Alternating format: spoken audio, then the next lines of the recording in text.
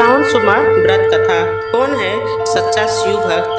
सावन सोमवार व्रत कथा सुनने से भगवान शिव की कृपा बरसेगी आप पर। मित्रों, ये घोर कलयुग का समय है। इस विपरीत काल में हरि भजन ही एकमात्र जरिया है मोक्ष को पाने का। जो भी हरि का नाम लेगा, हरि उसे बचाने के लिए कलयुग में भी किसी न किसी रूप में जरूर आएंगे। इसी कड़ी में हम लेकर आ रहे हैं कलयुग की कुछ ऐसी गाथाएं जिन्होंने धर्म में हिंदुओं की आस्था को और भी ज्यादा प्रबल किया है। करूं क्यों फिक्र की, मौत के बाद जगह कहाँ मिलेगी? जहाँ होगी मेरे महादेव की महफिल, मेरी रूह वहाँ मिलेगी। नमस्कार मित्रों, आपका स्वागत है आपके अपने YouTube चैनल नवीन स्टोरी ऑडियो में। तो चलिए शुरू करते हैं आज की कहानी। कलयुग की यह बात है, झारखंड देवघर में भगवान शिव का एक भव्य मंदिर है, बाबा बैद्यनाथ धाम।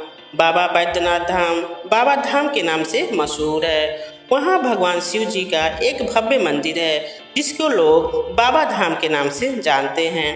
पौराणिक कथाओं के अनुसार 12 ज्योतिर्लिंगों में बाबा धाम की गिनती होती है। यहाँ हर वर्ष दूर दूर से भक्तजन शिव के दर्शन करने के लिए आते रहते हैं। सावन का महीना था, दूर दूर से कांवड़िए कांवड़ लेकर भगवान शिव को जल अभिषेक करने आए हुए थे। मंदिर का परिसर भक्तों की भीड़ से भरा हुआ था। तभी अचानक आकाश में बिजलियां हुई और सोने का एक थाल उतरा। उसी के साथ एक भविष्यवाणी हुई कि जो कोई भक्त भगवान शंकर का सच्चा भक्त और प्रेमी होगा, उसी को ये थाल मिलेगा। मंदिर के परिसर में उपस्थित सभी लोगों ने ये भविष्यवाणी सुनी। धीरे धीरे सभी लोग इकट्ठे हो गए। जो लोग मंदिर की व्यवस्था देखते थे, उन्हें तो पूरा विश्वास था कि ये थाल हमें ही मिलेगा, इसलिए वे सबसे आगे जाकर खड़े हो गए। सबसे पहले पंडित जी आए और बोले, देखिए, मैं प्रतिदिन महादेव का अभिषेक करता हूँ, अतः मैं ही भोलेनाथ का सबसे बड़ा व्रती और प्रेमी भक्त हूँ, इसलिए थाल मुझे मिलना चाहिए। इतना कहकर पंडित जी ने थाल उठाया। जैसे ही पंडित जी ने थाल उठाया, थाल पीतल का हो गया। ये देखकर पंडित जी बड़े लज्जित हुए। उन्होंने थाल यथास्थान पर रखा और वहां से निकल गए। इसी प्रकार वहां उपस्थित सभी पंडितों ने खुद को आजमाया, लेकिन शायद उनमें से कोई भी सच्चा भक्त नहीं था। उन्हें भी थाल यथास्थान पर रखकर चले जाना पड़ा। इसके बाद उस नगर के राजा का आगमन हुआ। जब राजा आगे आए और बोले, मैंने महादेव के मंदिर में बहुत ज़्यादा दान दक्षिणा दी है, इसलिए यह थाल मुझे मिलना चाहिए। इतना कहकर राजा साहब आगे बढ़े और थाल उठाए। जैसे ही राजा ने थाल उठाया, थाल तांबे का हो गया। यह देखकर महाराज भी लज्जित हुए और थाल यथास्थान पर रखकर एक तरफ जाकर खड़े हो गए। इसके बाद इसी तरह से एक से बढ़कर एक दानी, महात्मा और भक्त पधारे और थाल उठाया, लेकिन किसी के हाथ में कुछ तो किसी के हाथ में कुछ हो गया, लेकिन सोने का नहीं रहा।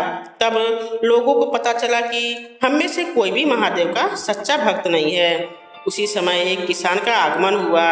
वो बेचारा महीनों बाद आज चतुर्मास के सोमवार के शुभ अवसर पर शिव के दर्शन करने आया था।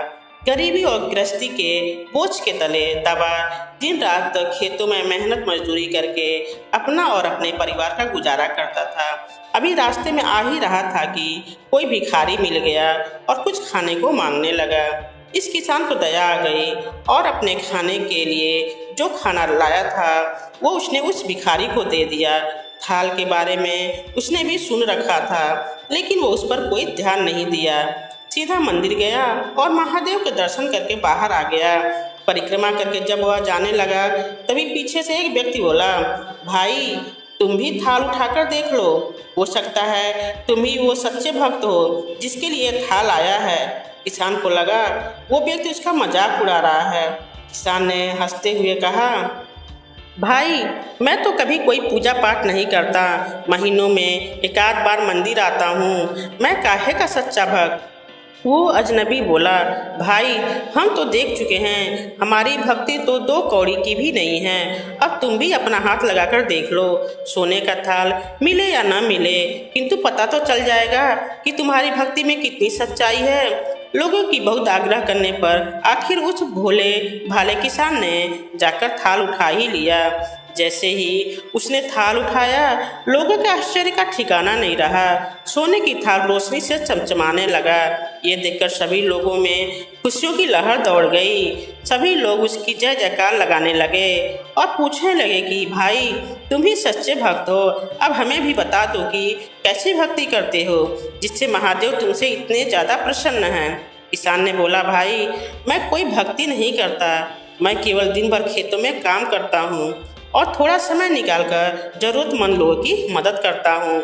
इसके अलावा मैं कोई विशेष कार्य नहीं करता। लोग पूछने लगे, तुम लोगों की मदद क्यों करते हो? हंसते हुए किसान बोला, सुकून और शांति मिलता है। दूसरों के चेहरे पर मुस्कान देखकर मुझे जो आनंद और खुशी होती है उसे मैं शब्दों में बयान नहीं कर सकता। शायद यही कारण है कि महादेव मुझसे खुश हैं। इसलिए मित्रों, हमेशा याद रखें, सत्कर्म का आरंभ भी आनंद से होता है और अंत भी आनंददायक होता है। दुष्कर्म का आरंभ भी दुख से होता है और अंत भी दुखदायक होता है। आप लोग सैकड़ों मील की यात्रा करके भगवान भोलेनाथ का दर्शन करने आते हैं, लेकिन दूसरों का दिल दुखाते हैं तो आपकी वो तपस्या, वो साधना और महादेव के दर्शन धूल के बराबर हैं। मित्रों, महादेव भगवान भोलेनाथ प्रेम और भाव के भूखे होते हैं। शास्त्रों में लिखा है कि जो भी व्यक्ति सोमवार का विधिवत व्रत करता है और व्रत कथा सुनता है, उसकी सारी इच्छाएं पूरी हो जाती हैं। मित्रों, कथा सुनने के बाद आप लोग चले मत जाइए, वीडियो को लाइक शेयर करिए और कमेंट बॉक्स में ओम नमः शिवाय जरूर लिखिए। और मित्रों, चैनल पर नए